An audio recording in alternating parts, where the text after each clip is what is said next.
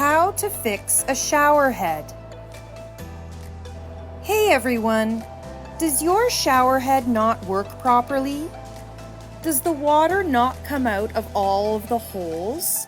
This is a common problem. Today, I'm going to show you how to fix your shower head. You will need vinegar, a plastic bag, a clip or rubber band, and a sponge. First, fill the plastic bag with vinegar. Next, put the bag over your shower head.